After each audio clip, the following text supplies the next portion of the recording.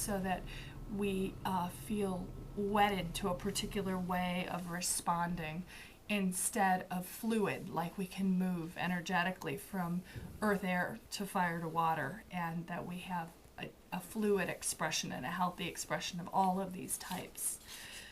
The basis of alchemy in the Middle Ages, there was a focus on alchemy, and the idea was that we had something called the prima materia, or a pure, untapped essence that was unformed.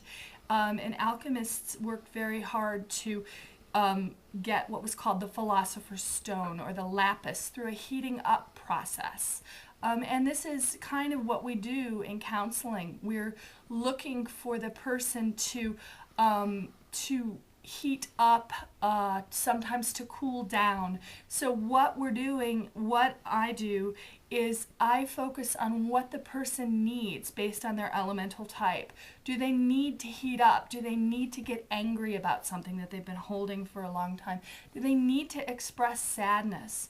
Do they need to move their energies out of the practical realm and into the imaginative realm and discover the element of fire?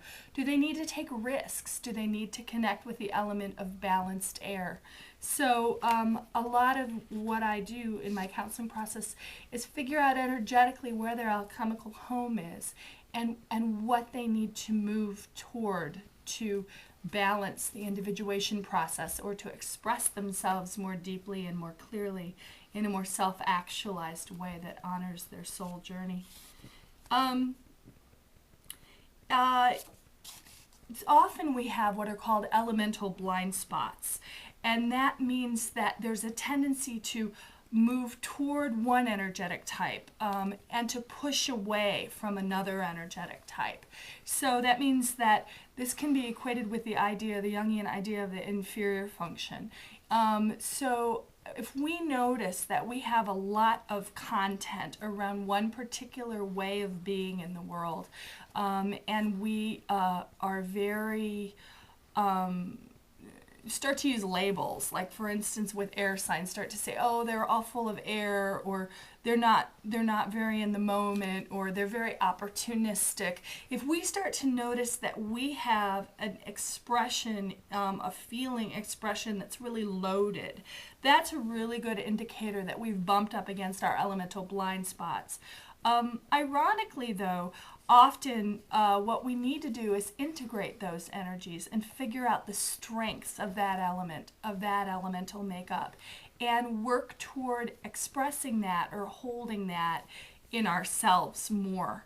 And our tendency is to pathologize or put a shadow, or use the concept of the shadow on that inferior function. So we have a tendency to say, oh, well, and talk about that particular type, because it's something that we don't feel like we've been allowed adequate expression, so that then we end up devaluing it.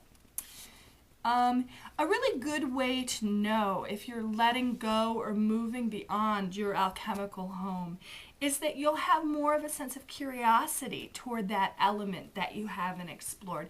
Instead of wanting to label it and say, oh, that's bad and those people are this way, you have a tendency to be more curious and just be more, have more questions about how you might be able to engage that energy yourself. And then a real good indicator that you're really starting to change in Psyche is that you'll notice synchronicities around elemental energies. Just a short story. I don't have any air, Gemini, Aquarius, Libra in my chart. And I was working really hard to move out of focusing too much on fire and water energy, which is where my alchemical homes are. And I didn't know how to do it. And one day I realized that I wasn't even looking up and looking at in the air at all. I had no awareness of that energy, and didn't know what the springtime, and I didn't know that there were blossoms on the trees because I never looked up in the sky, because I wasn't comfortable with my air energy. When I became comfortable, I got really excited because all of a sudden I looked at the tops of the trees, I noticed the birds, and I noticed that I was starting to change commensurate to that, and I was starting to take safe risks and go out of my comfort zone, my alchemical comfort zone. a really good way to know where your elemental energies are, partially is by listening to these examples, but another really good way is just to go out in nature. Notice what you're drawn to. Notice if you're drawn to earth, air, fire, or water, and notice what you don't notice, or notice what you're repelled by or drawn away from.